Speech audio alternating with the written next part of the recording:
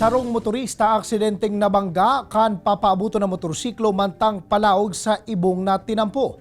Kapitan kan barangay piguhurot na malaagan nin mas hiling na road sign sa palikong parte kan tinampo tanganing maibitaran ang mga aksidente. Si Jessica Kalinog nakatutok. Accident-prone area na kung ikonsiderar ang parteng inikan tinampo sa barangay Salugan, Kamalig, Albay. Bakuman bulan-bulan, alagad akulan na aksidente digdi ng mga motorista.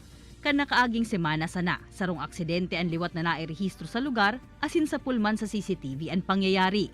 Mahihiling ang pagpundokan sarong motorsiklo sa gilid kan tinampo, asin makalihis ang pirang segundo, luway-luway ining nagbalyo. Alagad kan palaog na sa ibong na tinampo. Sarong nagdadangadang na motorsiklo ang nakabudal sa iya. Dahil man lang dahil siya nakahiling naman sa sarong side, nagiling sa diling side lang. Kaya pag kuan yung bata may speed so nakamotor, hindi siya nagsalpukan sindan dyan. Tulos man na nakabuhat ang nagbabalyong motorista, mantang ang nakabudal na rider, nawa ranin malay asin nagsapo nin lugad sa man iba-ibang parte kan sa iyang lawas. Huli ka ini, nakikipag-koordinar naman subuot sinda Kapitan Muhar sa mga embweltong opisina asin ahensya para malaaganin mas hiling na road sign sa paliko na parte kan tinampo, tanganing makalikay man sa aksidente.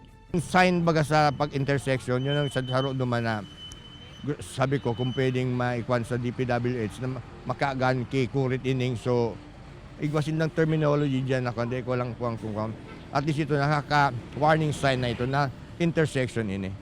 Pakiulay man kan opisyal sa publiko, kung mabalyo nin tinampo, gamiton ang pedestrian lane, perming magsunod sa lane trapiko asin maglikay sa gabos na pagkakataon. Sa syudad ni Nagaman, irido ang sarong 15 anyos na siklista, makalihis na mabudalan kan sarong motorsiklo sa barangay San Felipe.